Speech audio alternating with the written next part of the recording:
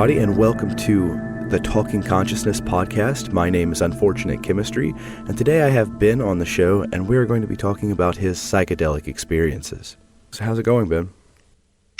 Doing good. How are you doing tonight? I'm doing pretty good, despite being under the weather a little bit. I'm excited to hear some of your report. Yeah, well, we get like that. I appreciate you being here, even though you're not feeling too well. Yeah, no problem. No problem. So I guess we can just kind of jump into it. Yeah. Before the experience that I'll mostly be discussing, I had probably about 5 trips. They were all pretty good. None of them were super intensive. I think about 2 of them were on LSD, and the other 3 were on research chemicals, probably 2,5-I, but I don't really know. A large moral of this story is test your chemicals and know where you're getting your things from. Those are things that I've learned through this. But the experience in question, I was 17 at the time, and I didn't really have much deep knowledge about what I was doing and what these chemicals are. I've came to respect them a lot more through this. So I got this stuff. It was called Allylescaline. I didn't really know anything about it at the time, and I didn't know what Arrowid was. I don't know. Are you familiar with Arrowid? Absolutely. I think it's a very important website for anyone who's into expanding their consciousness. Yeah, honestly, if I could just give that a little shout out, anyone that doesn't know what arrowid.org is, you should visit that. So doing a little bit of research on it afterwards, I learned that the normal doses for allylescaline range from about 20 to 100 milligrams. Most of the experience reports on there were good, but the 100 milligram one had some bad effects in it.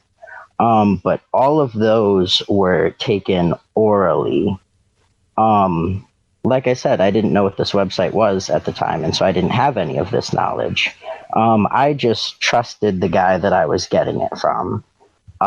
He told me to do 100 milligrams, but he told me to snort it rather than do it orally. I think most people probably know what snorting something versus consuming it orally does in difference of effect, but makes it come on a lot faster and stronger, if you didn't already know that. Right. And so I was just bored one weekend night, and I decided to give the stuff a try. I didn't really trust that I should do a whole 100 milligrams, so I only did 50 milligrams, and in hindsight, that in itself was a ridiculously good decision, but one good decision amongst some bad decision. I guess it's hard to call it bad looking on it so far, because it's became such a part of who I am as a person. You know, psychedelics, especially the bad trips, can kind of have that effect on people. Yeah, they kind of shape who you are. Yeah, it's really strange to think about. So I, unfolded the aluminum foil, took out this little powder, and I say 50 milligrams because I know that I had 100 milligrams, but I really eyeballed the difference of half of it.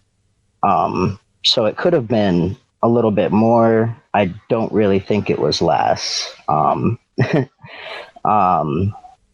So we snorted that, and then almost immediately, like 2 seconds later, I could kind of feel the beginnings of the traditional psychedelic come up.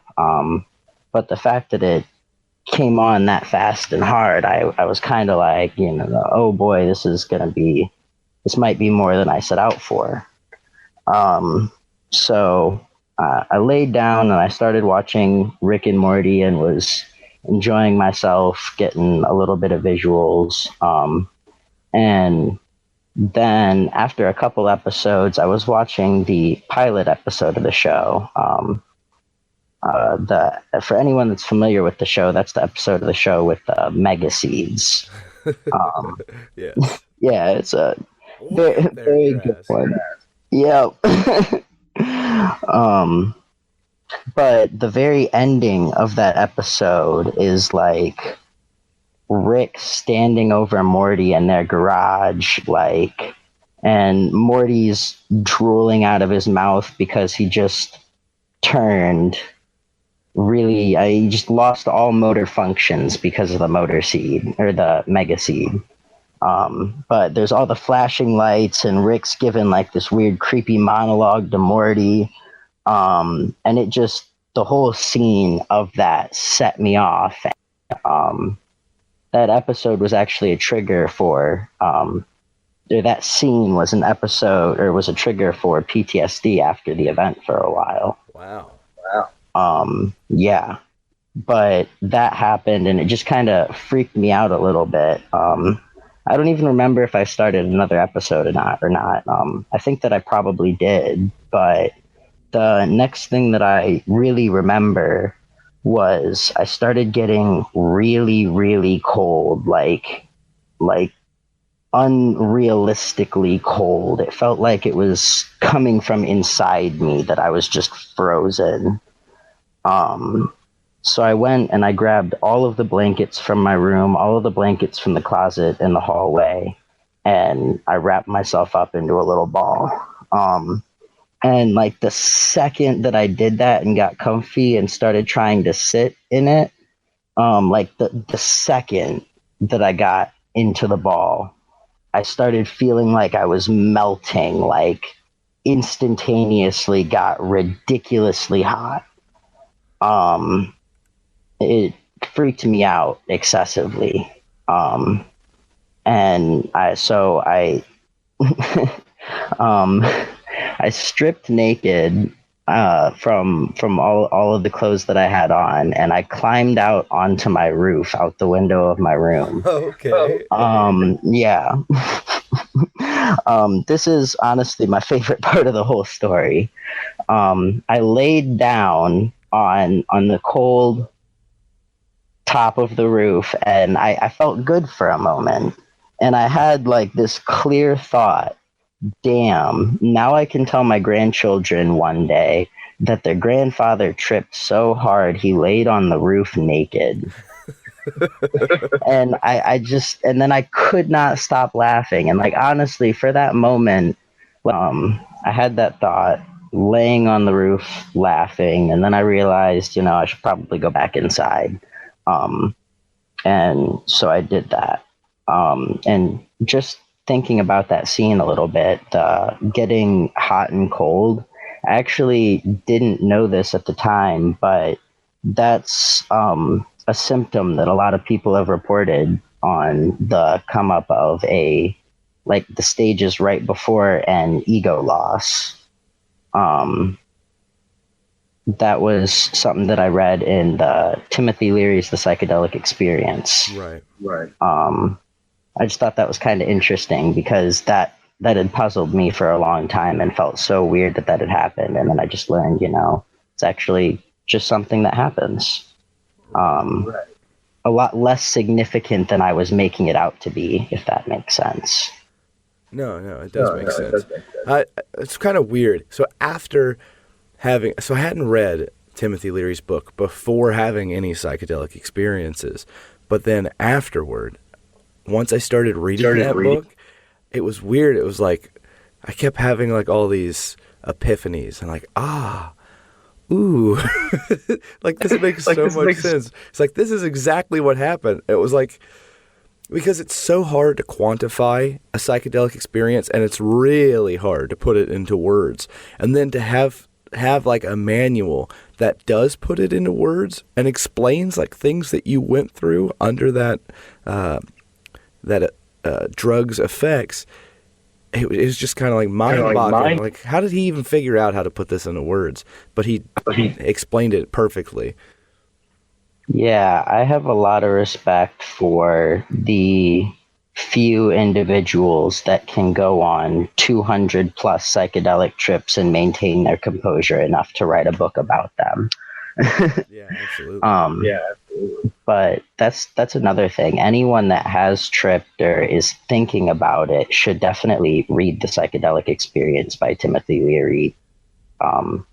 It's only like $10 on Amazon. That's how I got it. But yeah. Yeah, I'd recommend it a lot. I mean, you can even get it from your library free if you need to. Yeah. Go to your libraries more. Yeah, absolutely. So, where were we? I was just going back in through my window. At that point, I decided that that this was about to be more than I could handle on my own, and I should try and get one of my friends that lived in the neighborhood to hang out with me while I went through this experience that I still at this point did not realize how intense it was going to get by a long shot. And after this part is where it can get kind of hard to talk about even now. And there's actually like a couple scenes that I'm going to leave out just because they're almost too dark to be of value to sharing the experience, if that makes sense. I mean, it just really like enforces, it enforces how deep these things can take you into your mind, and you can really lose control of your body during the experience. Okay. Especially if you don't know if you don't have any kind of a context for what you're getting into. Right. I didn't have any experience with disassociates, and I completely disassociated from my body. Okay. But that wasn't immediately. I was at my house. I decided to call one of my friends, and he said that I could come over and he would meet me on the walk. Wasn't that far. Just like 2 turns in a neighborhood that I had lived in for like 10 years, and it was like a half-mile walk in total. But I got lost halfway there on like the main road that runs through my neighborhood, which has a stoplight at one end and nothing at the other end. And I couldn't tell which way was north or south on the road because I couldn't tell which end of the road the stoplight was on. That's how far gone my mind was from my body at that point. It was really weird. And so my buddy ended up finding me. I ended up having to walk down the yellow line in the middle of the road for a second, and he finally saw me in the road and came and got me. And so we went back to his house, and we were just sitting in the backyard. And we had, I don't know, I guess I should give the friends temporary names. We'll call them Sarah and Tyler. Okay. So Tyler got me. We went to his backyard. Sarah was there with him, and the only thing that was like calming me down in that moment, because I had been freaking out that whole time, the only thing that was calming me down was just sitting there and petting her hair, is the best way that I could say it. It was calming me down feeling that. And then he got his big brother to come out. The way that his big brother came out and the way he presented himself was really interesting and cool. He like sprang in and was like, I'm here to make everything better and make you feel good. Like I think he might have actually said like, I'm the savior or something like that. Oh, And wow. and it was like, I didn't take that like literally or anything, but the way that he jumped into the scene with the positivity did actually make me feel quite a bit better for a minute. Um, but I think that with the amount of psychedelic that I had consumed, it was inevitable that I was going to pass out and have some kind of like I was going to pass out, and that wasn't something that I think any of us were exactly. None of us knew that was going to happen or were prepared for that to happen. Um, if you are going to do something like eat 6 grams of mushrooms or something crazy like that, you're probably going to end up laying down silently with your eyes closed for a little bit. It's actually like an okay thing. But we didn't know anything like that. And at that point in time, it probably wouldn't have been okay for me to just lay down because I was kind of like freaking out. Um, so they decided to take me inside. And then I don't really remember my body after this point. Like I remember going inside with them, but then from there, I don't remember anything else until I woke up in the hospital as far as my physical body. Yeah, it was weird. But I kind of do, but I know that I don't. Apparently, I found this out the next day, but I pooped myself. Okay.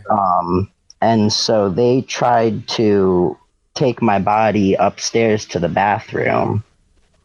Um, and vaguely remember being in the bathroom, but all I remember from being in the bathroom was seeing myself trying to break out of the bathroom. Like I didn't have any control of my body or my thought other than that I could see through my eyes what I was doing.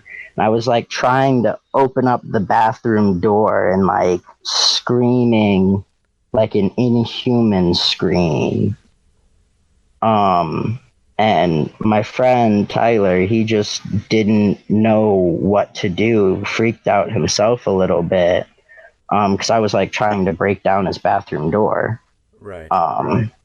And so, and I think I might have even been like trying to hit him. I'm not sure, but basically, I don't blame him for it. But he ended up punching me in the face a couple of times and knocking me out. And I have a scar that you can't really see because the hair's grown back, but I had to get a couple stitches on my eyebrow from that. But at that point was when it started to get particularly weird. That was the point in which right afterwards I actually had the the first and only true ego death that I've had. So even I don't since know. then? Yeah, I have not. I came very close to that point when I took mushrooms about 2 months ago. And that actually is what has made me realize how much self work I had to do and how much more, really, just how much self work I had to do regarding this experience. Right. Yeah, yeah. Um, so I I remember like laying on the bathroom floor, um, and I just heard this thought go through my head, and it was accompanied almost by like sitcom laugh track, is what it sounded like. How bizarre. Um, Accompanied with it was the thought, and it was so crystal clear that it didn't sound like a thought; it sounded like a voice that said, "What a way to go, dying on the toilet." And I think I had like my hand on the rim of the toilet too, and it was so like at the time my conscious, I thought that like I was dying, my physical body.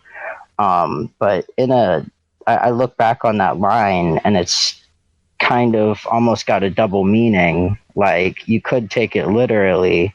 What a way to go. Like, I had an ego death laying on the bathroom in the toilet. Right. So that was weird. Yeah, this whole experience is quite extreme. Yeah, it was something that I was not at all prepared for, and it really should be taken as a cautionary tale of That's how I'm taking this. yeah, it that's what it is. That's why I'm sharing the story, is to try and make other people, really, like, psychedelics need to be taken more seriously. It's not a party drug. That's what it comes down to. And a lot of people in my generation, it seems like, treat it that way, and that pains me. Yeah, these things need a lot of respect. Mm-hmm. So from there, after that happened, I just shot off to somewhere else. I don't remember. It felt like it was just all of a sudden I was there. But I'm sure that there's some memory loss as to if I went through any kind of, like, a lot of people have asked me if I went through like a tunnel or anything like that at that moment. I don't really remember. I just remember looking at the next scene, I guess I could call it. And what it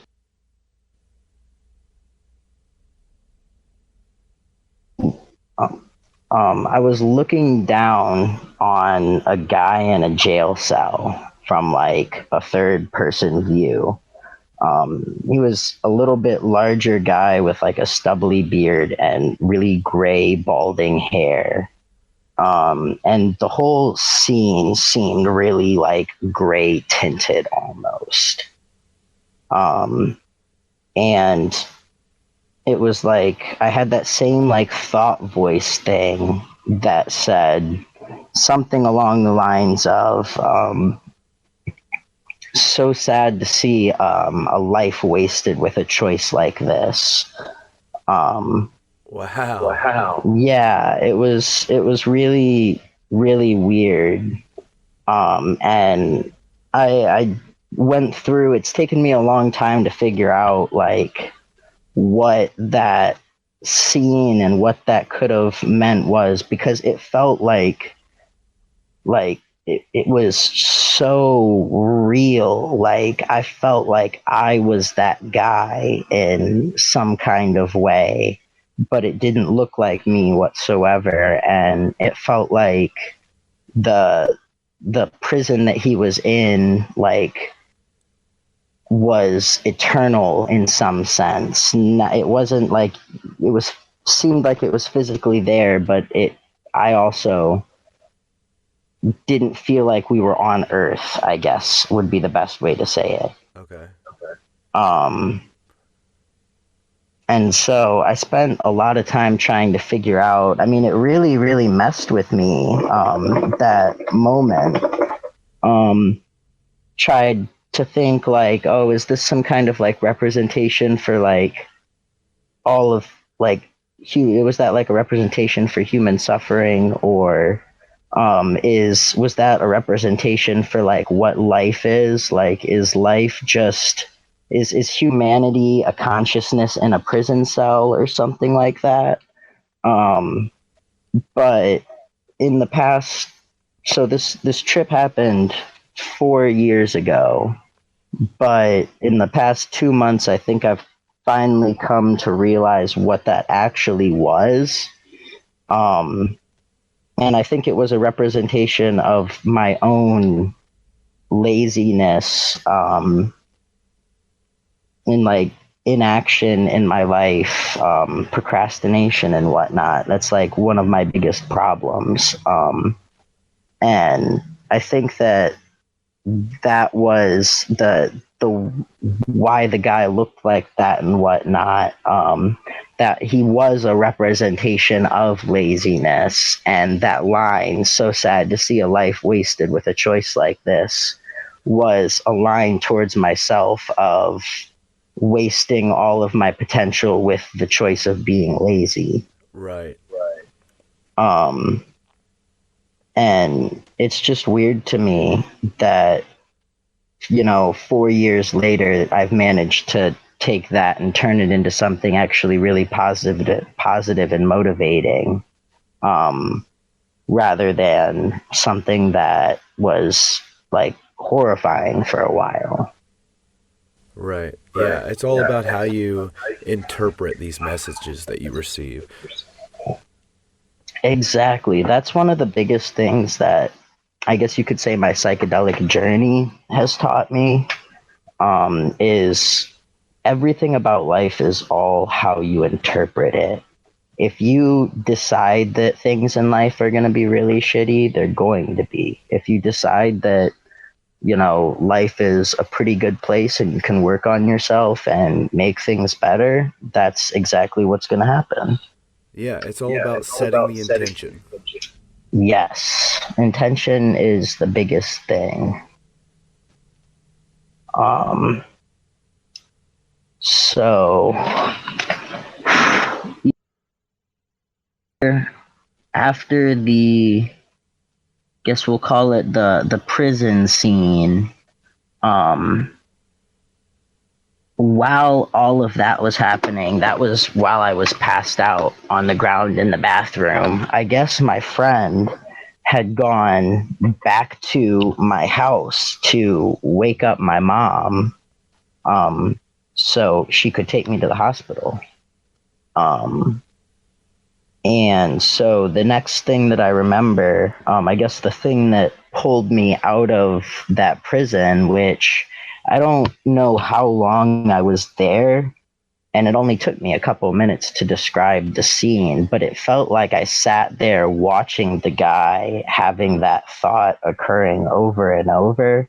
It felt like that was hours, even though in reality it was probably only a couple of minutes. Right, absolutely. So my mom carried me to my car, and as she was driving me to the hospital, she actually put me in the trunk because I was screaming and flailing so much. She described it as banshee screaming, is what she calls it. And so I guess I should also say when I say she put me in the trunk, I had a hatchback, and so it wasn't like I was in a closed trunk. Yeah, that's good. Yeah, I should specify that. Your mom would just throw you in the trunk. Yeah. But she's driving me to the hospital. I'm spouting all of this nonsense. I don't even remember what I was saying whatsoever. She says she doesn't remember what I was saying either, but I guess I was talking the entire time from the moment she picked me up and took me to the car. Like the whole time I was talking, and I don't remember any of that. But I do vaguely remember screaming something about Rick and Morty changed the channel. I think that I was having that scene from that Mega Seed episode. I was having that ending of the episode scene like playing above me on the roof of my car in my head. And I was just screaming about like trying to change the channel. And it was weird. Was it a thought loop that you found yourself in? Like you were continuously saying it over and over again? Yeah, I believe that's what it was. I was caught in some kind of a thought loop. Which, yeah, for people who don't know what a thought loop is, very common effect of any psychedelic can have you living in a single thought for what feels like an eternity. You feel like you're not going to get out of it, and it can be very terrifying. Yeah, actually, on one of my first trips, I had that happen to a friend. For about 3 hours, she just kept asking the same four questions over and over again. It was kind of scary to watch. I was worried if she was gonna come back okay afterwards, but she completely did. Like after a while, she just stopped. But that's definitely something to look out for in yourself and in your friends. Yes.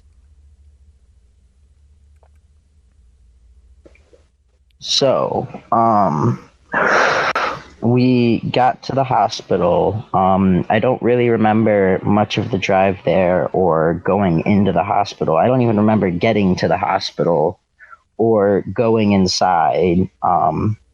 The next thing that I remember was slowly starting to come to in the hospital room. I remember just like coming back into consciousness in the middle of rambling to one of the nurses, something about how we're all in this together and everything would work out if we just worked as one together. Stuff. I was rambling to her about that. And I had this strange idea in my head of like everyone was a spoke on a bicycle wheel, and some of the spokes were broken, and that's why the wheel couldn't turn right. Something like that. And I thought that was kind of an interesting metaphor, I guess. It's one of the strange things about like this experience is it just throws these metaphors at you in the form of like Visualization. Yeah. I don't, and that's what makes it hard to say that there's nothing to it, because it gives you these such powerful metaphors that do have some kind of grounding. It's just about interpreting them properly. Right. It's kind of like dreams. Yeah. Yeah, absolutely. But that just ended up being the end of it for the most part.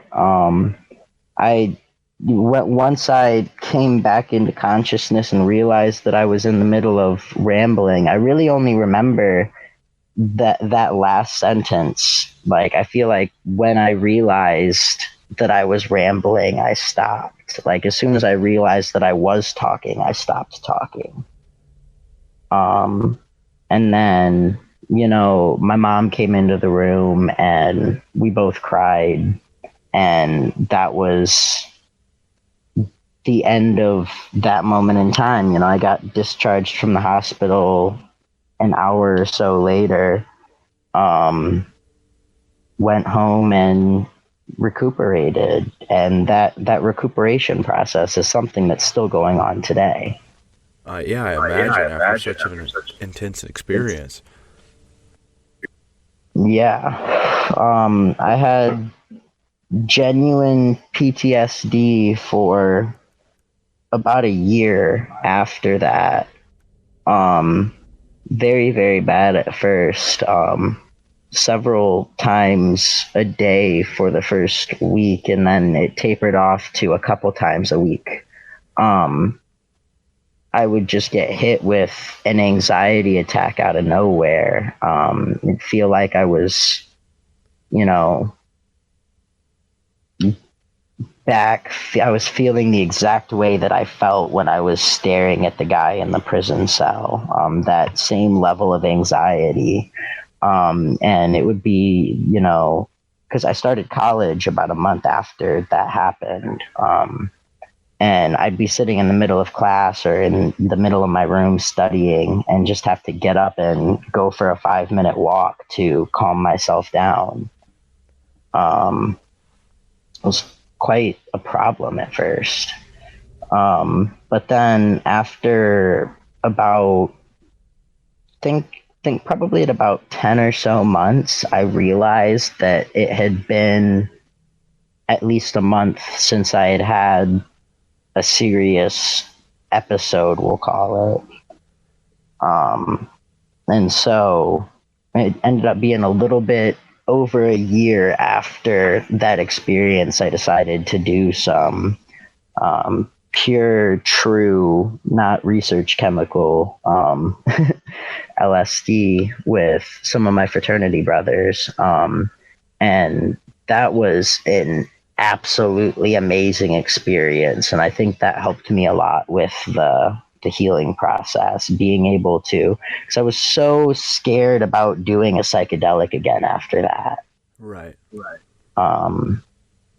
And I think that if I hadn't waited as long as I had, it probably would have been. And if I hadn't done a fairly low, some people would call it moderate, I guess. I did about 200, I think.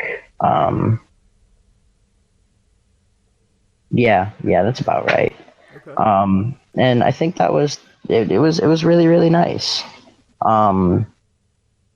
So it's only been as of recent that I really started to go back to that experience and actually try and think about it. The past 2 months have been a really interesting time in my life as far as self-discovery goes. Right on, man. Yeah. That's an incredible story.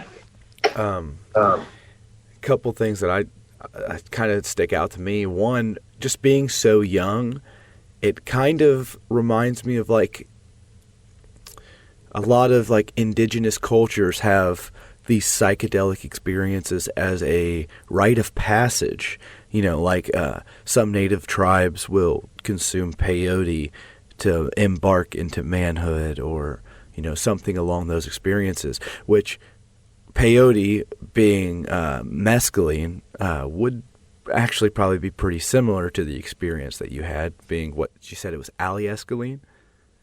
Yeah, it's a analog of mescaline. So allylescaline And or allylescaline, that is something like so that. interesting that you came up like immediately, because from what I've read, the research I've done, mescaline takes like 3 hours to come up upon, you know, traditional oral consumption.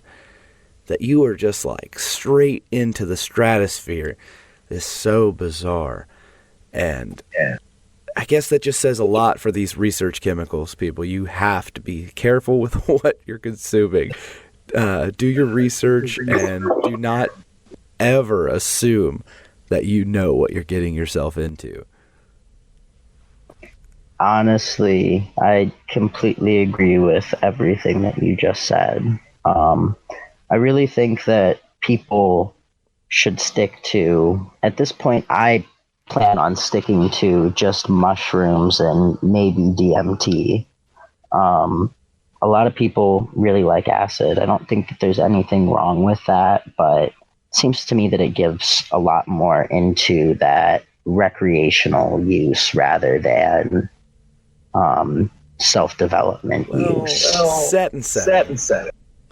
Setting and intention, exactly. Yeah. So, yeah, man, that was quite a journey. Just listening to that kind of felt mildly psychedelic for me. It might just be because I'm in a soundproof, perfectly black box, but that was quite a journey you just took me through, and I'm sure most of the listeners as well. Not many people have a story like that. I've had my own experiences. I'm not sure any of them were quite that strong, but I'm sure this is a funny thing about psychedelics. You've told me a lot, but I bet if I started telling you about some of my experiences, you'd be like, oh, wait, yeah, there were elements of that too. I forgot. Because the psychedelic experience is just so, first off, it's long. I don't care what substance you take. The time dilation is insane. So, I mean, it could be a 3-hour trip. It could be a 16-hour trip. But for the person undergoing the trip, it's like an eternity. I mean, it literally feels like it never is going to end. And I mean, that right there, I think that alone takes away a lot of the recreational argument. I mean, I don't see how anyone could think. I don't see where someone's like, wow, the feeling of just being gone forever. That sounds like fun. I really think these are tools. I mean, I guess they could be used recreationally. I've never used one recreationally, I don't think. Even my very first psychedelic experience was a surprise, okay? So the first time I used any psychedelic, and a lot of people are going to shake their heads and say, well, this is bullshit, but my first psychedelic experience was marijuana, and it was in the form of an edible, and it was extremely psychedelic. And I don't care what anyone says, you can doubt this all you want. It's actually really interesting to me that you say that, because as of the past, I think probably about 4 months ago, I started considering weed to be a psychedelic. It really is. I don't think people realize it, but it opens you up to new ideas, and it can change your lifestyle in a really similar way that psychedelics can. And I think everyone remembers their first time smoking weed. Like, if you think back to it, that was kind of a psychedelic experience. Right. And, I don't know. The first experience that I had was an edible. I'd never smoked weed. And in fact, so I'm not going to go through the full thing, but I'll just let you know. So, about a year ago, maybe a year and a half ago, I started having these like callings from within me. Something inside of me was telling me that I needed to do LSD, and I don't know what it is. It's kind of hard to explain this phenomenon. I don't know if you've ever felt a call. So, I had never used drugs, ever. No recreational drugs in any form, ever. And in fact, I was actually against drugs. I had a very anti-drug mindset. I thought drugs were evil. I thought people who used drugs were losers. And I just bought into the whole traditional arguments that there were against drugs. And I was also a Christian at the time, and I'm an adult, and I was an adult at that time, but something inside of me had just become so fascinated with the concept of taking LSD. I don't know what it was, but I researched and I researched and I researched, and the more I researched, the more I wanted to take it. And then eventually I just got to a point where I was like, you're crazy. You can't just say like, I've never done any drugs. Let's do some acid. So I was like, you know what? Let's give the old gateway drug a try. Everybody says, once you do pot, you do everything else. Well, I'd never wanted to use pot. I thought pot was bad. And so here I am wanting to use acid, but I decided to get my feet wet with marijuana first, just so I had what I thought would be a grounding experience. Like, this is the basement. And I know all drugs are going to be above this, but I have an idea of what a drug experience is. That was the thought process behind this first marijuana experience. So I had never smoked anything, not a cigarette or anything, never vaped or whatsoever.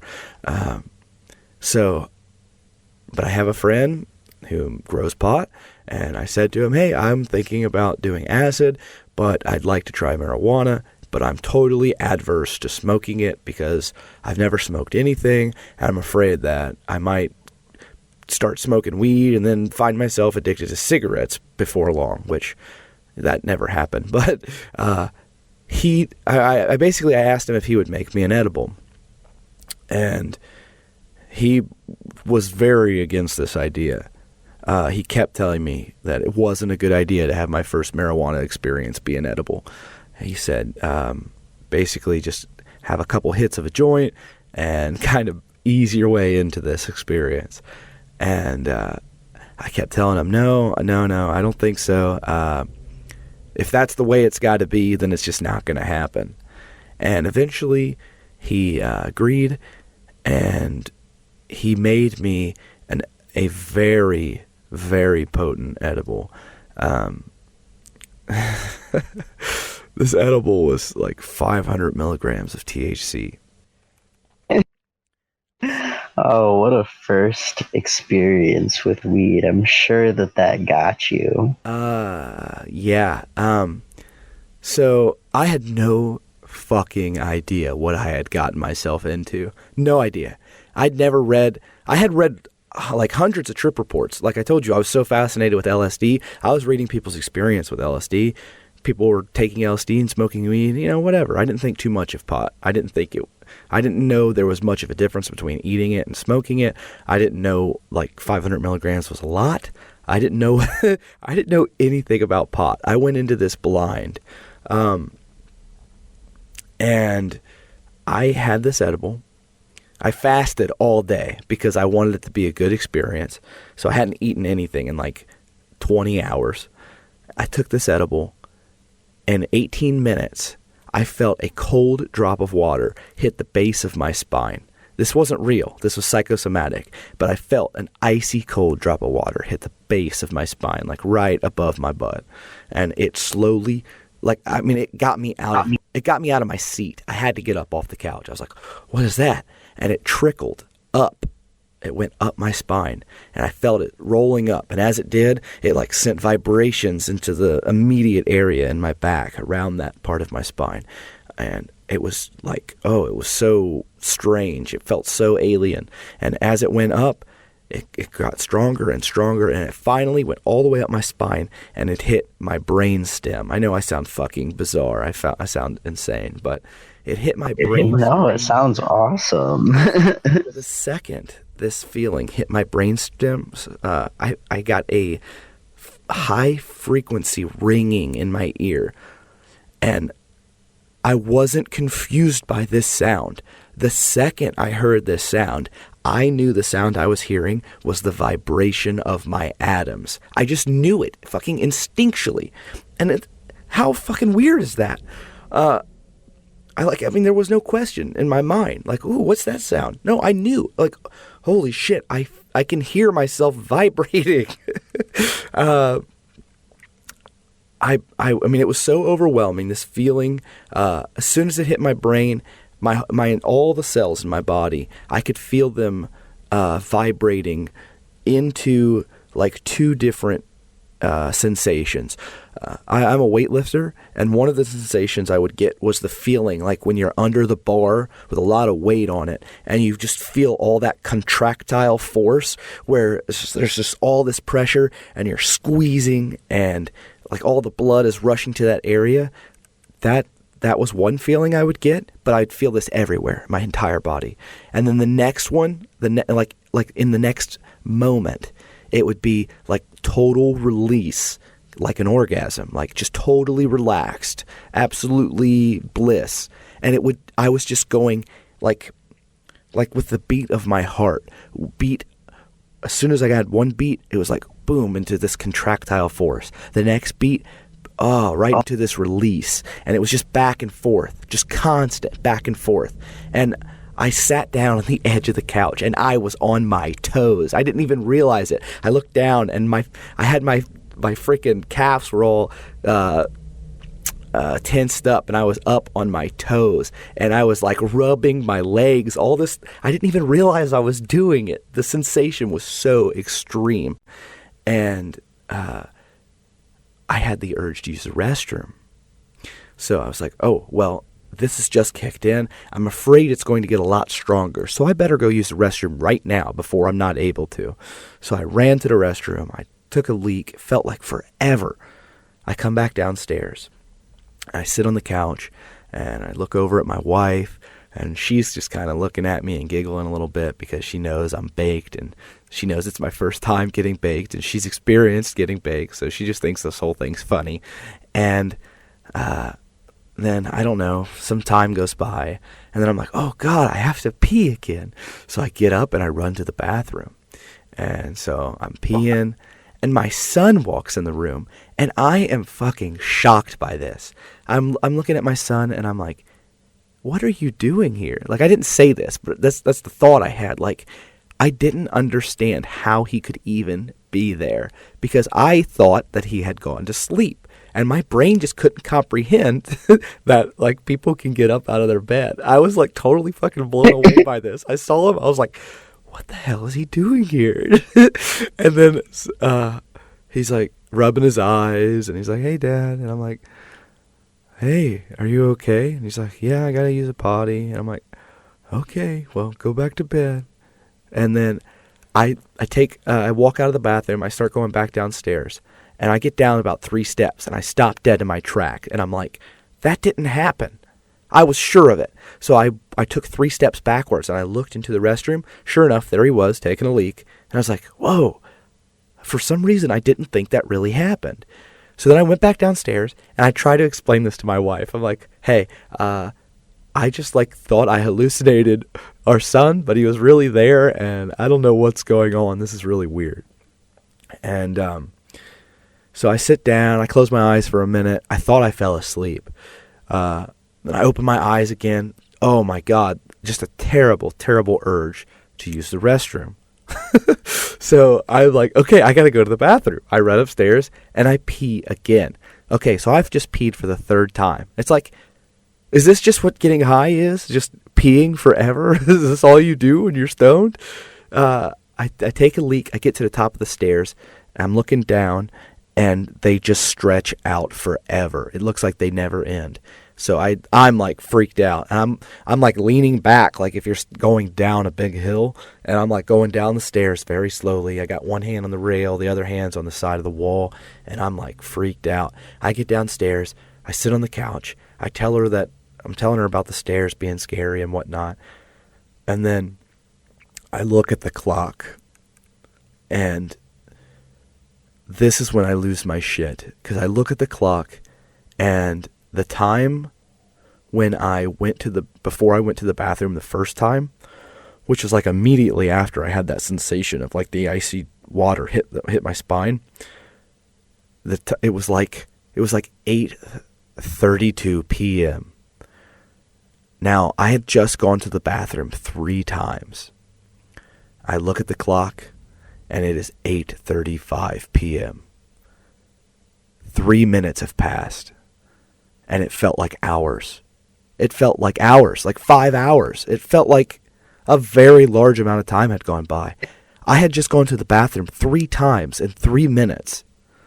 Like, and fully peed each time. I didn't just go up there and stand in front of the toilet.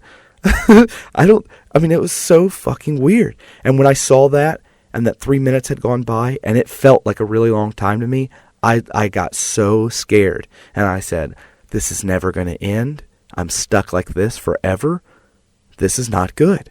And she was like, oh shit, he's about to lose it. And she got up and she covered the clock so I couldn't see the time anymore. And thank God, dude, she's a saint for that. Like, oh. And yeah, from there on, when I couldn't pay attention to the time, I had a much better time, because time is totally irrelevant. I think that kind of,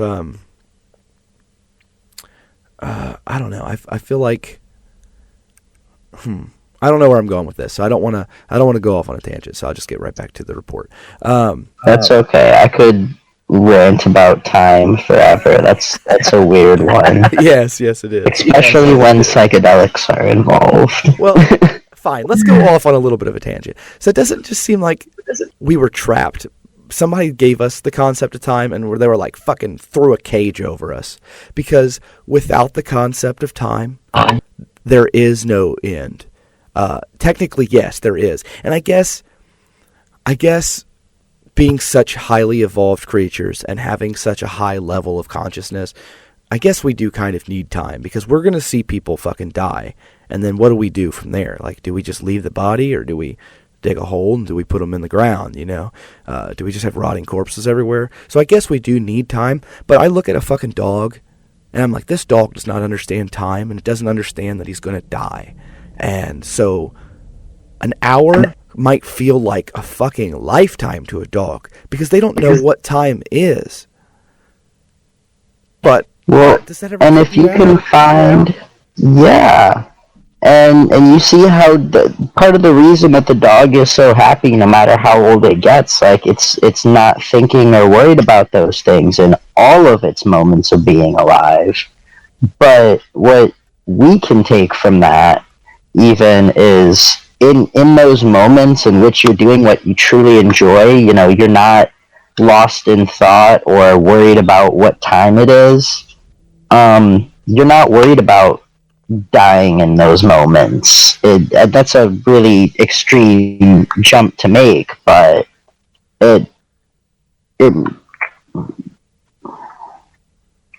it's like that's how you know that you're doing something that actually matters and that's actually making you happy because you're not thinking about the time. You're not worried about wasting it. Right. Right. It's like that's how you know you found yourself in something that's meaningful. And that's meaning is another big key point from the psychedelic experience, because the psychedelic experience can give you a couple different insights. I think immediately after a psychedelic experience of just about any drug that I've tried, you either come out of it with this profound idea that life is so meaningful because of everything, or that life is totally pointless because,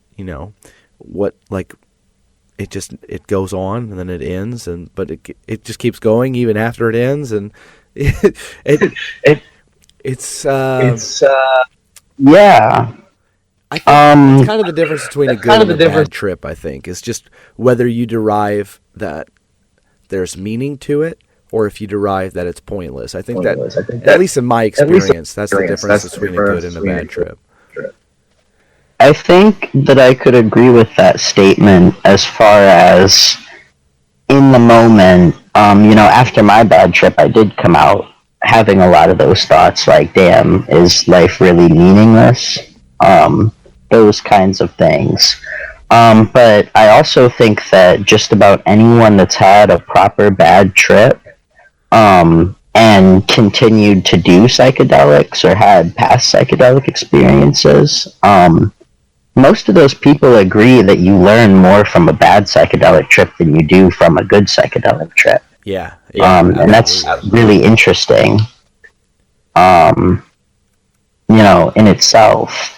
But also on that idea of like the two different ways that you can come away from a psychedelic trip, either everything matters or nothing matters. There's this interesting idea. I think I heard it from, I don't remember what book I read it in, but it's like the and both philosophy, or it's the both and philosophy. And I think that can be applied there. I think that both of those things are true. That everything has meaning, but also nothing has meaning. And the and to that is that when you have both of those realizations, then all of a sudden you get to decide what matters and what has meaning. And that's a very scary, daunting task at first, but if you choose to accept the responsibility of creating meaning, you can do a lot of really amazing things. Wow. Yeah, that's such a profound statement right there. Yeah. I'm good at making profound statements, but following up on them is something that I'm still in the process of doing. Yeah. But I think that's everyone's journey. Yeah. So continuing on from the 3 bathroom breaks in 3 minutes, just kind of move through this quickly now because I kind of took a little bit of time on that. So that's okay. She realized that I was kind of freaking out, so she put on a movie, which happened to be Ace Ventura, the first one, and like the very first scene in Ace Ventura, there's like this, he's delivering a package and he's just totally fucking destroying this package. Just absolutely beating the shit out of it. And the guy opens the door and he's like, dude, it's all beat up. And he's like, yeah, but it sounded really nice. And I fucking lost it. And I don't think I really thought that scene was all that funny before, but I started laughing, and I felt like I was laughing forever. And I mean, I closed my eyes, like all I could focus on was laughing. And when I opened my eyes, my TV was black. So what I thought had happened, so I thought the movie kept going while I was laughing. And I thought that I had just closed my eyes and fallen asleep. And the movie went all the way through, and then I just snapped out of it after the movie was over. And I look over at my wife, and I apologize. I'm like, whoa, I'm sorry, I didn't mean to fall asleep. And she's like, what are you talking about? And what actually had happened was, if you like pause my TV, pause anything on it, after like 5 minutes of inactivity, it just goes dark.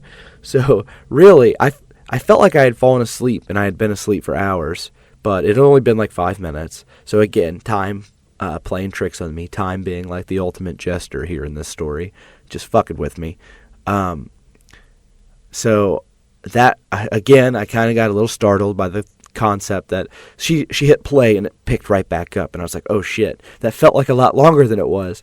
And that's kind of the theme of the night. It just, things felt a lot longer than they were. So we go a little bit further into the movie, but I'm still kind of like freaking out in ways. And so she stops the movie.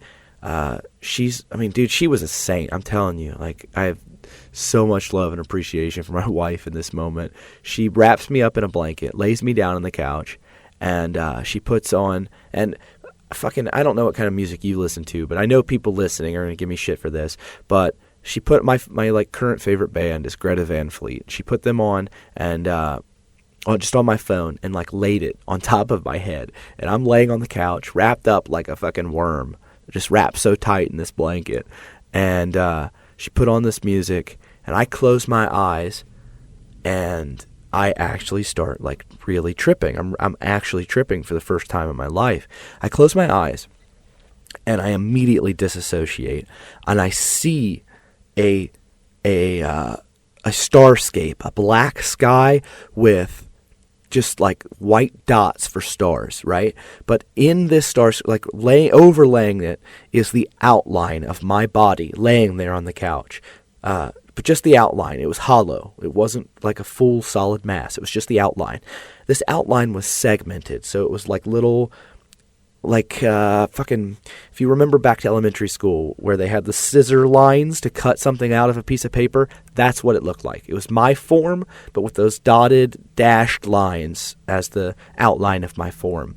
And as the music played, these lines would change color. So like as the guitar would play, the lines would change every color of the rainbow. And as the drum would hit, different parts, like different segments of these lines would pulsate, like come closer to me, and not to me, but to my field of vision. And just in and out, all this like really rhythmic patterns and colors. And it was so beautiful and so bizarre. And it felt like a lifetime had gone by in this one song.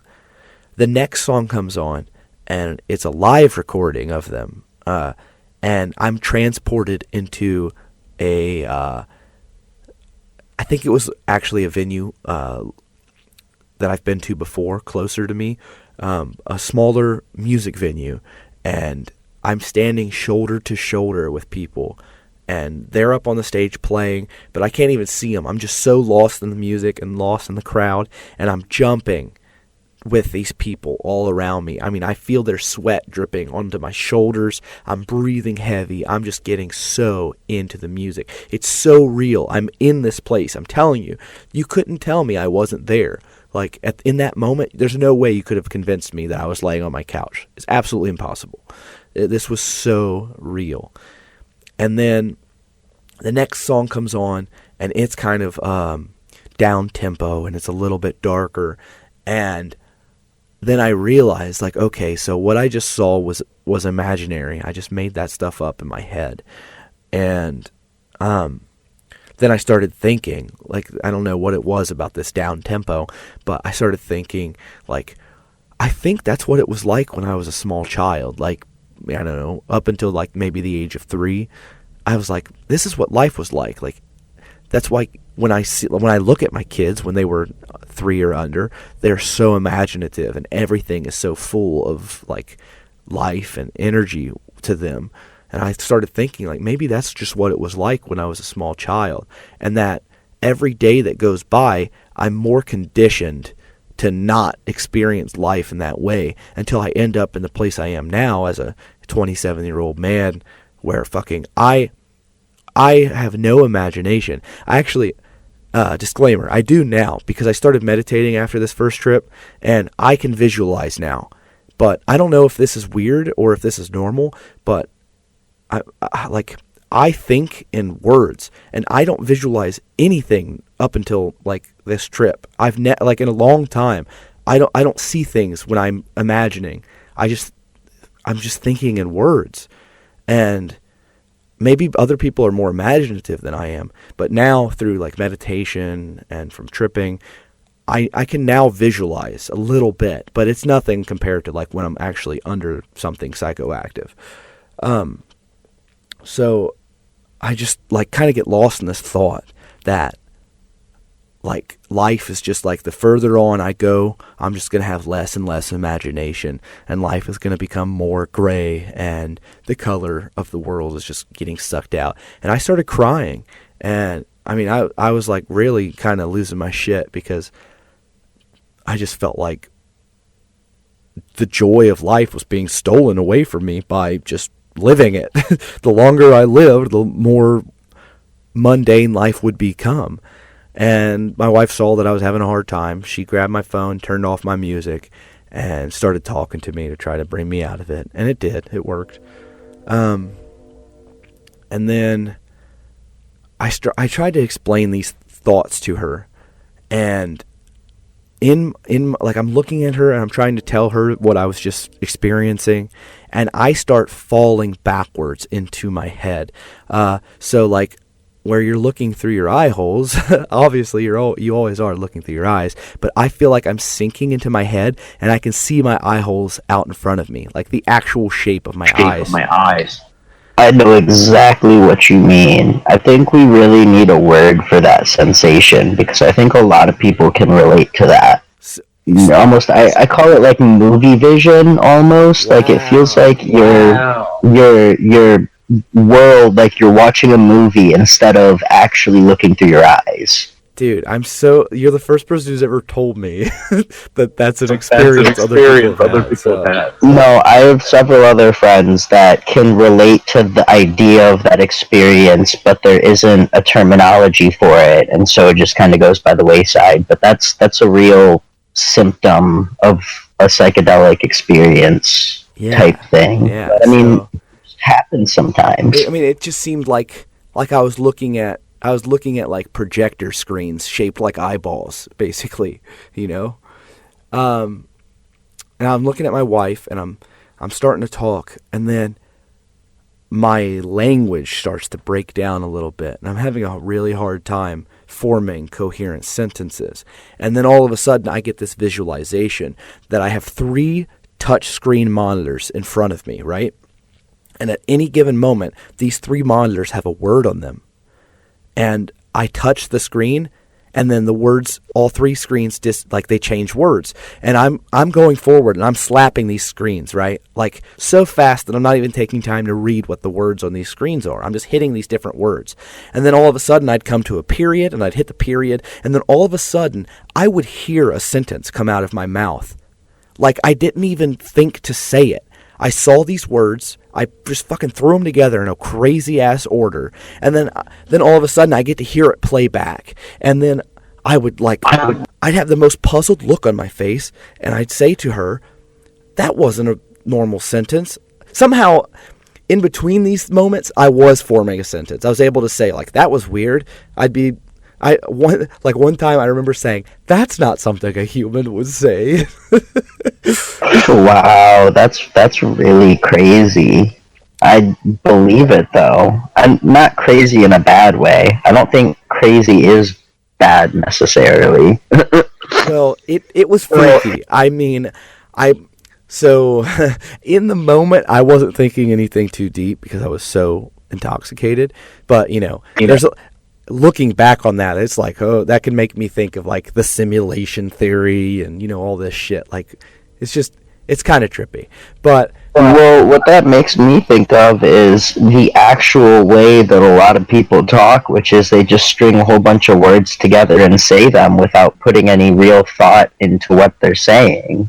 Yeah. It's like a symbolism for how people actually talk. Yeah, that's a good point. So when I realized that my words were failing me and I was having a really hard time communicating, I just kind of shut up.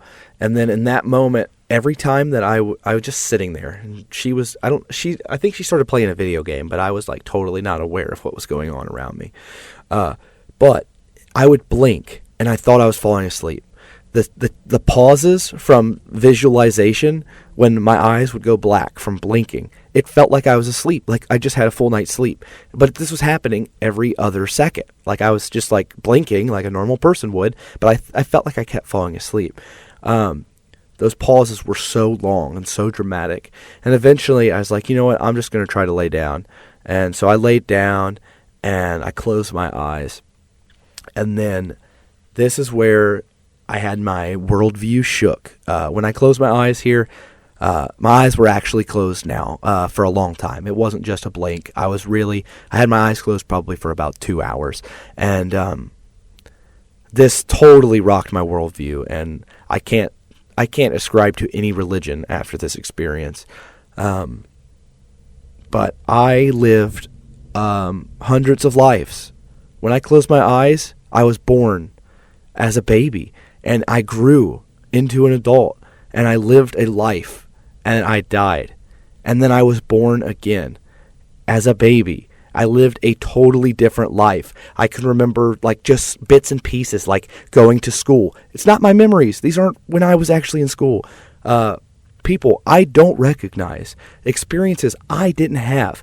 Fucking laying in a hospital bed dying is not an experience I've ever had, but I felt this 100 times with my eyes closed. I just kept living different lives, and I don't think that they were past lives because a lot of it seemed pretty modern. So I'm not thinking of this in the terms of like reincarnation, like I was seeing all my past lives, because I don't feel like I saw anything that seemed ancient or anything like that. I just feel like I was tapping in to a consciousness stream of experiences that just floats out in the void. I think this is really what happened. This is honest. This is as truthful as I can be. I really think this is what happened. Obviously, I can never explain this. Science will probably never explain this, but I feel like I was tapping into experiences that happened. People's real lives. I feel like my consciousness transcended. I was no longer myself, and I was able to tap into different experiences.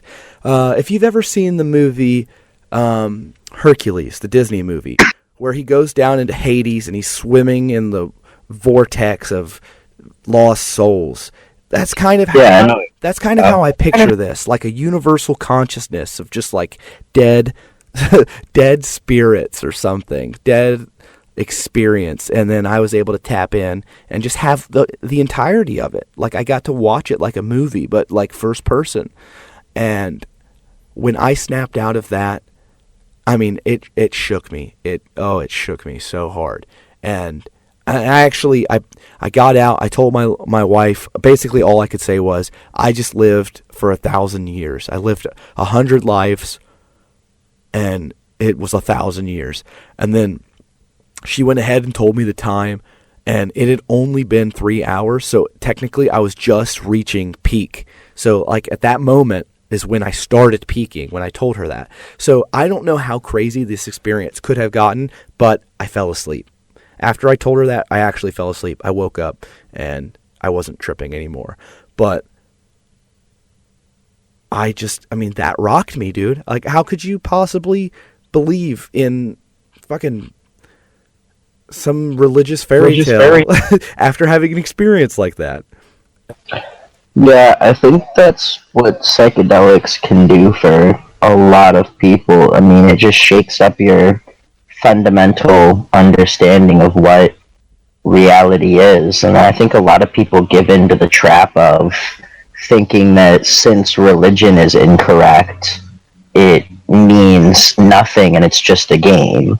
But that's not. There's still some kind of meaning there. It's just deeper than anyone, especially religion, could fully grasp. I mean, that's one of the ideas in religion, is that you can't fully understand what the higher power is. Right. And a lot of people, as far as the fact that you had that experience on, an edible, I think a lot of people look at that, and like you were a little bit doubting and sharing the story at the beginning, in that regard, of how people might take the fact that it happened on weed. But anyone that feels that way, I challenge them to not smoke any weed for a month and then smoke like 3 grams of hash in one sitting. And with no tolerance, you will have a psychedelic experience similar to, eating a small amount of mushrooms or taking 1 tab of acid off of just smoking a whole bunch of weed. Right.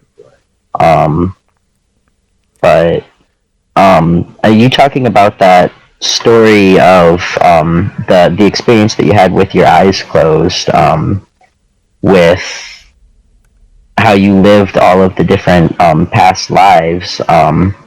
It kind of got me thinking about the very unique idea of spirituality, I guess you could call it, that I've developed from my psychedelic experiences. That if you want to get into a little bit, I could try and run through. I decided, because I think you're right to some degree in saying that science cannot understand these concepts, but I think that that's really just science cannot currently understand these. I think that we've really started to reach our limitations with our current model of science, and a lot of the weird ideas that are currently coming out in physics and whatnot that are slowly becoming accepted are really psychedelic in nature to an extent. So I really think the idea that in 50 years science will actively be exploring the science of consciousness, I think that might actually be a thing. But I tried to approach the issue of spirituality from a somewhat rational, scientific mindset. I'm a chemistry major. That's awesome. And the hard science is influenced with psychedelics. It's a very weird mixture. But I thought about it, and when you break everything, I mean literally everything around you and everything in the universe, when you break it down to like the smallest thing that you can, smaller than even an atom, because we know that subatomic particles exist, and so it's theoretically probable that if subatomic particles, they can even break down into something else. Forever. Exactly. And so it's just energy is what it comes down to. Everything is just energy. And if everything is just energy when you break it down to its smallest form, then in the most literal sense of the word, everything is one, because everything is just energy when you break it down to its smallest object. Absolutely. It's just all of this energy is channeled into different vibration patterns that make it into whatever physical objects it is. But I feel like when you take a living being and give it consciousness and whatnot, it's very, very probable that its brain is going to, it runs on that energy. And so I think if you throw it into a vastly different state from whatever psychedelics can do, you're tapping into the energy that you're made of in a different frame than you normally, or a different frequency than you normally can. But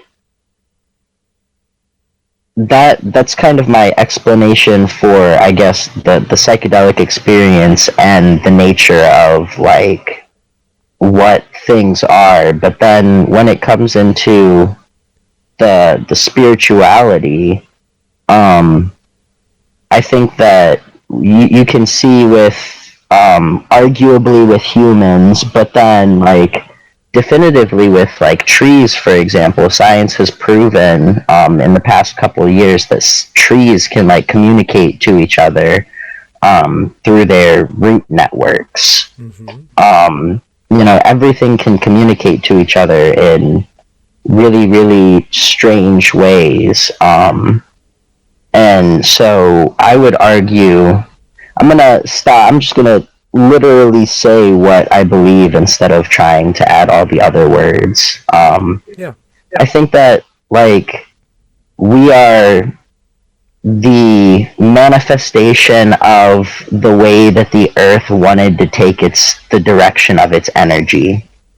I think that the fact that the trees themselves have consciousness, well, where does their consciousness come from? You know, they're from the earth too. They have, even if it's not consciousness in the same way that we have it, all of those things were in some way grown up out of the earth. And so I don't know exactly what our purpose is, but I would like to believe that the earth or the universe, whichever you want to argue, has the general direction of where it wants to go figured out.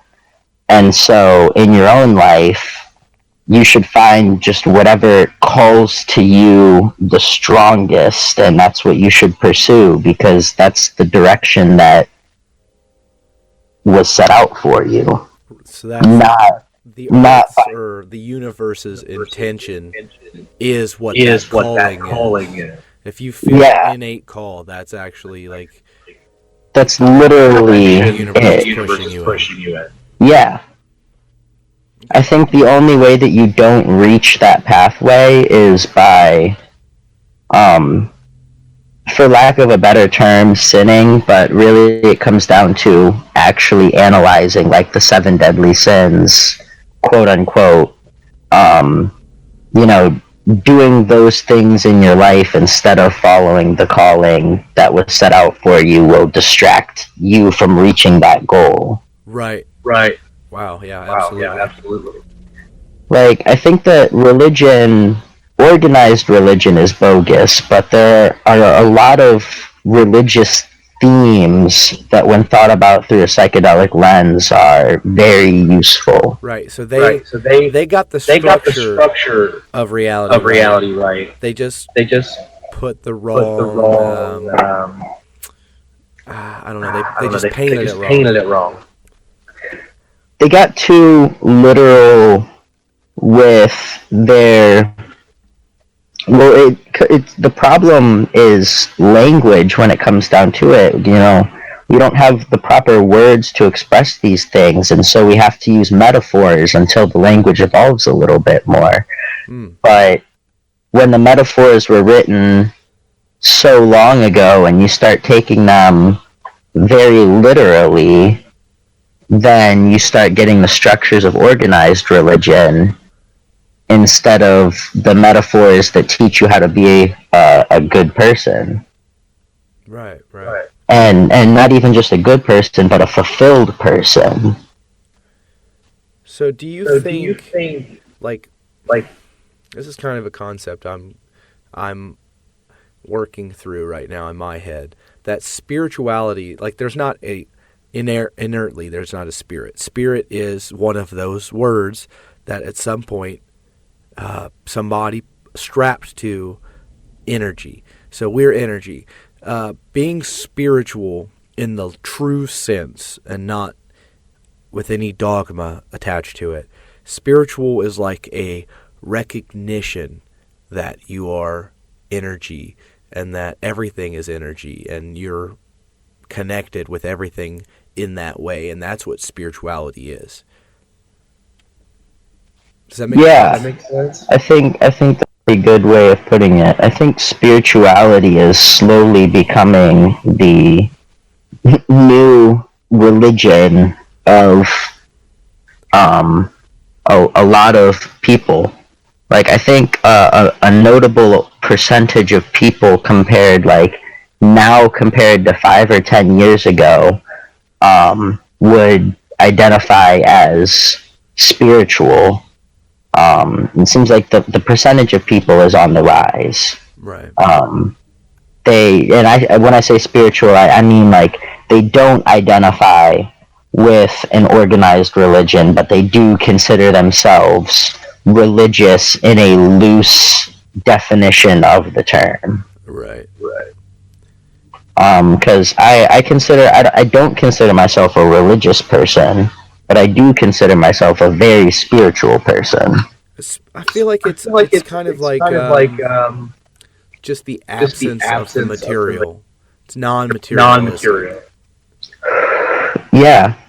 I think that the problem with religion, the best way that I've managed to put it, is that it tries to answer all of the questions. It tries to set a super rigid a super rigid path for the way that every person is supposed to live their life and answer everything. And if there isn't an answer, then the answer is just God or whatever higher power of the religion that you want to have in question, even polytheistic religions.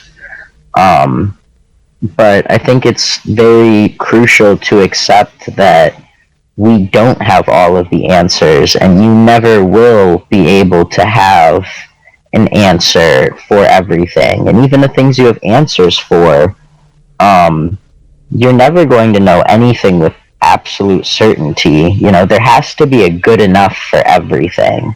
Right. We're starting to run out. We've got about 12 more minutes that I can go. But sounds about good. I do have one more thing that I want to share, just because what we've just talked about has made me think about it a little bit. So, since having psychedelic experiences and starting meditation, I started having some pretty vivid dreams. It kind of, I don't know if it meant I started having dreams or if I just began to be able to recall them, and before that I couldn't. But I had an extremely bizarre dream back in this past summer. So we were visiting some relatives in Kentucky, and these are great people, wonderful, kind, sweetest people you can imagine. But yeah, they're definitely, they don't know the direction my life has taken. They don't know that I think about stuff like this. It would totally shock them. And so I couldn't share any of these ideas with them. But while I was there, I went to bed in one of their guest rooms, and I had this very fascinating dream where I was in a field, a very lush green field, but every so often, like every, 20 feet, there would be a column that would shoot all the way up as far as the eye could see into the sky. That you couldn't see an end to these columns. They were large stone columns, and they were everywhere. And what I was doing in this field was I was playing hide and seek with someone, and I didn't know who it was. There was a voice, but I didn't recognize it really. But it was like calling to me, and I thought it was just calling to me, in the terms of playing hide and seek, like hey, I'm over here or whatnot. So I'm looking around and I'm running around, and in my peripheral vision, I feel like I see it moving around, and I'd turn and look and it would be gone, but I'd run in that direction. And as I'm chasing this voice, I start walking closer to these columns, and I realize these columns are covered in an ancient hieroglyphic kind of language, like a Sanskrit or something. I didn't recognize it, but it was engraved with some sort of imagery-based language, and they were, just absolutely covered in these things. And also, just to preface this, I never spend any time researching like Egypt or anything like that, so I don't really know where this was manifesting from in my brain. However, I come up to one of these and I see how intricate these designs are, and I rub my hand across it and I'm feeling it, and all of a sudden I hear right next to me, like, what do you think it means? And I turn and look, and here's this person, and I'm like not 100% sure, but I'm going to say I'm 80% sure it was me that was standing next to me. It was myself. And I was like, well, I don't know. And then I'm looking at it longer, and then all of a sudden I just say out loud, all we know is everything. And I wrote this down. The second I woke up, I wrote this down so I would never forget it. I said, all we know is everything. We only have to increase the computing power. And when I say this, I turn from the column and I look at this other person, which may have been me, not totally sure, but I look at him and we both drop our jaw like I'm looking in a mirror, and I start going, oh, but just like holding out that oh sound. And I awake, like I'm vibrating in the dream. My body is vibrating, and I'm awoken by my wife shaking me. And she said, be quiet. And I'm like, what? And she's like, you're like moaning in your sleep. You were saying, oh, so whatever the fuck was going on in this dream had some real world manifestation, and I actually was making this sound in the physical world outside of my dream. And it was so bizarre, and I just wondered what you thought about that. Wow.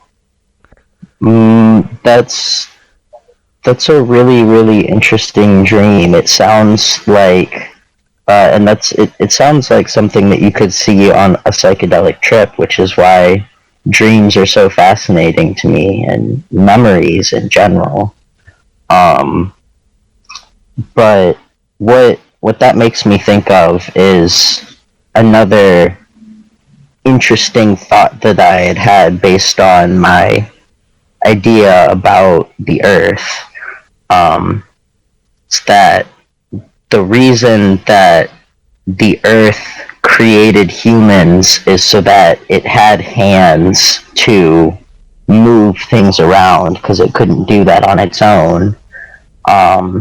With the general intention of creating technology and computers, because that still ends up being of the Earth, because we made it and we're of the Earth.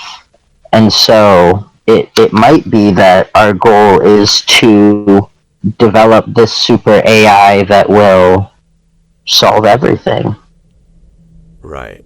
So do you think it's like a defense mechanism? I've heard this theory before. I can't remember who I heard it from, though. If it was Terence McKenna or Alan Watts, I can't remember. I listen to a lot of philosophy, so I kind of blur the lines of who said what.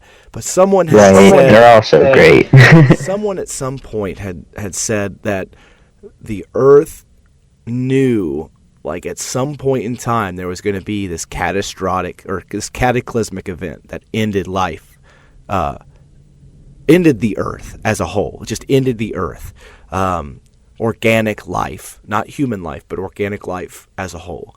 And so evolution is just a process of defense, and that the Earth knows when this event's going to happen, and things are moving at the pace that they need to, that at some point the technology will be developed. Maybe it transcends the existence of humans, but the technology would be developed to prevent this cataclysm from happening to the Earth itself. And that fucking blew my mind. And it kind of reminds me of what you're saying here.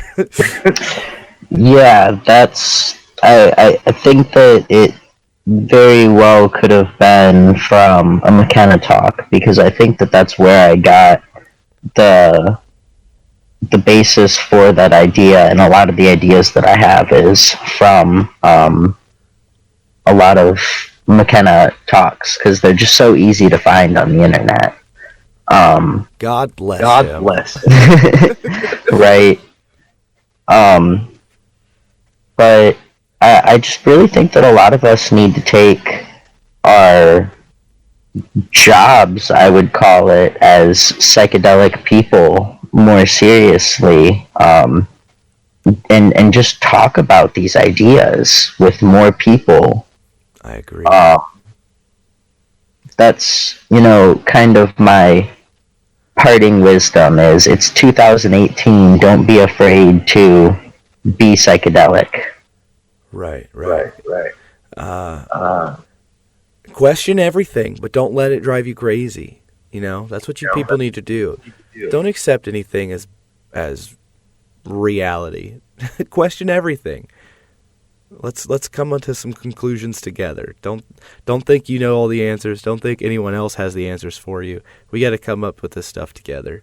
It's going to take a lot of minds together to get any sort of real answer to any of these questions. And also, don't be closed-minded about where your solutions can come from. If you take everything, even ideas you disagree with a grain of salt and actually look at them, you can gain something valuable from it. Now there's a message for 2018 if I've ever heard one. Religion is my best example of that. I hated on religion for the longest time until I increased the amount of salt that I took while I looked at it, and realized that there's actually a lot of really good wisdom in the Bible. Mm-hmm. I still think the idea of Christianity is ridiculous, but there's value in everything. Yeah. Okay, well, I want to say thank you for coming on. Fantastic first episode of a podcast, as I could ever imagine. This is very fascinating. And from this hard stopping point that I've found myself at, I can see that there is way more that I could discuss with you. I can tell that there's a lot that you've had to hold back here. So I definitely would like to see you return and share some more insights and wisdom from your experiences. Yeah, thanks. It was great for having me. Great having me. I'd love to be back. So we'll talk about that. All right. Thanks, man. This was awesome.